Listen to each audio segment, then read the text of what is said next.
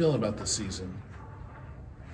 Well, I mean, it's the game. You know what I mean? You got two outcomes every week. So you either win or you learn. So we've won and we've learned. So I think these guys have shown some resiliency just by the energy that we still bring to practice. You know what I mean? And it's not over yet. So we'll see how, we control our own destiny, and we'll continue to fight. That's how what the game teaches you.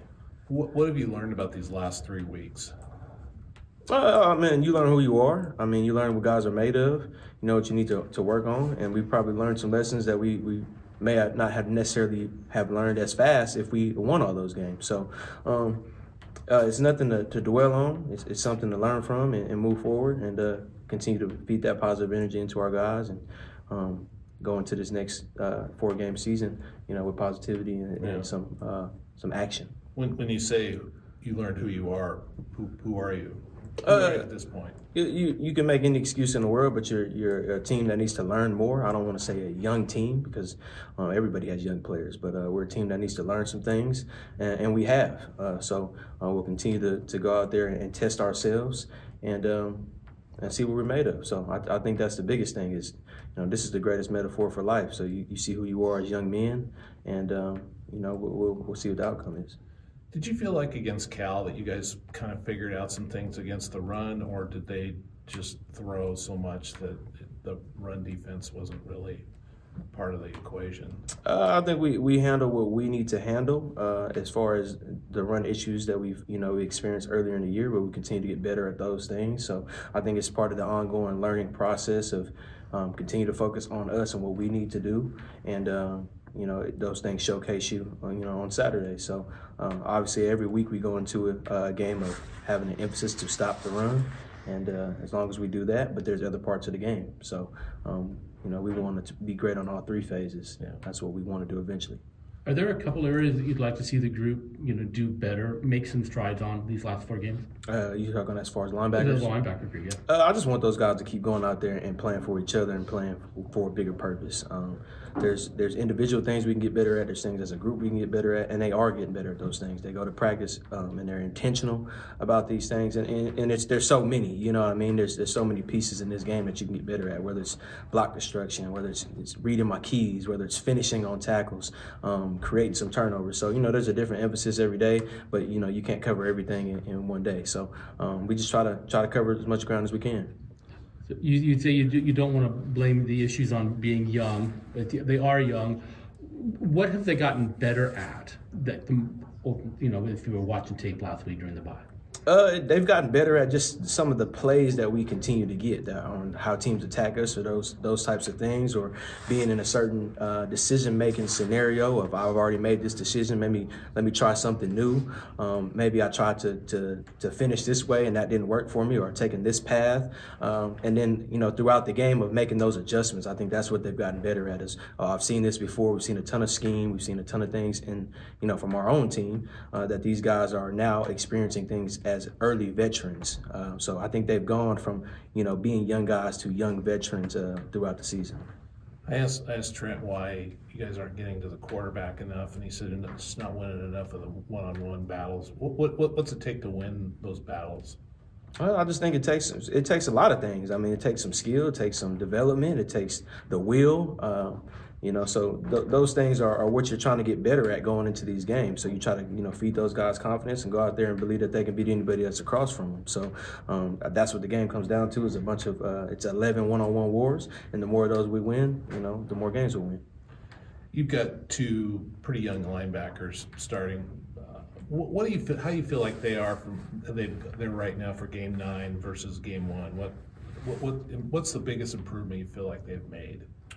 Just their way of how they approach the game. I think they've come to practice ready to go every week. They're harder on themselves because they want to be good. And I just think that the things that we talked about earlier is just seeing things that I've seen before, making the adjustments to them, not allowing them to happen more than once, right? So the first time it may be a mistake. The second time, I'm fixing it. And the faster we fix those issues, the better off we'll be. But creating faster experience and and response faster is what these guys are doing. They've done a great job of that, just addressing it. Every Sunday we go in there and address everything as men. We don't shy away from anything, and we try to go address those things and fix them as fast as we can. San Jose State can score some points. What specific challenges do they present? They're just a high-power offense. I think they can score quickly. They got some big playability.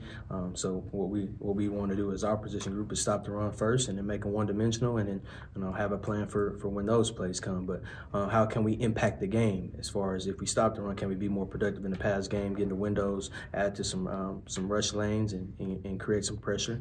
But just impacting the game in many ways. We can fill the stat sheet. So any way we can help the secondary out, any way we can help in the front, that's what we want to do. The front lines had a hard time, generating sacks and pressure. Is blitzing with these young linebackers, is that something that's tough at this age, with this stage of development? Is that something they're getting better at? Something you can maybe do more down the stretch?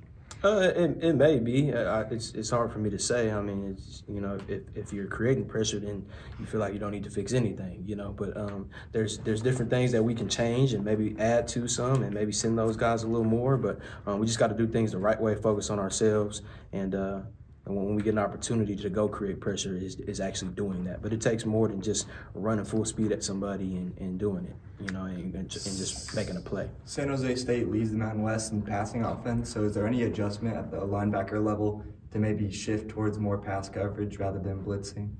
Yeah, there's some of that, right? But like I said, the first thing we got to do is stop the run, and then being disciplined in the run game it translates to the pass game as well. So reading our keys, being able to get to our landmarks and understand what we want to do in coverage, or whether it be tight coverage and matching things, or however we want to do it. Just being assertive in how we want to execute our job the same way we do in the run game. Do you feel like your group's been physical enough?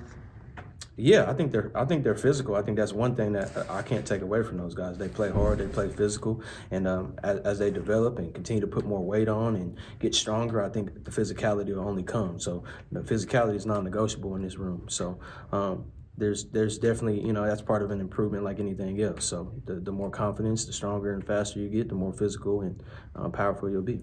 Is there something unique that Dexter brings to the mix? Yeah, he brings some length. He brings some, they all have their individual things that they bring to the table.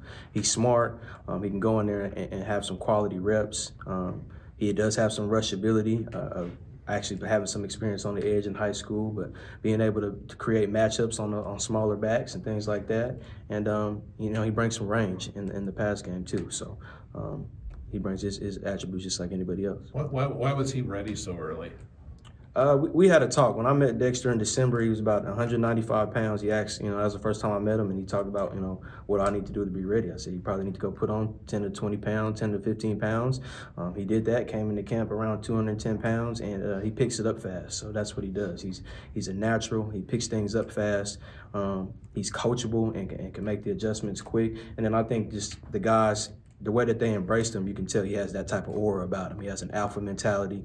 When he walks in the room, I think people feel it, and that's at the end of the day, that's what made him ready. Shamar has also gotten some opportunity. What do you see out of him? I think those guys are similar. You see those guys walking around, and if they had on a hoodie, you couldn't tell who it was. Those guys bring some, I think the same thing. It's kind of some star power.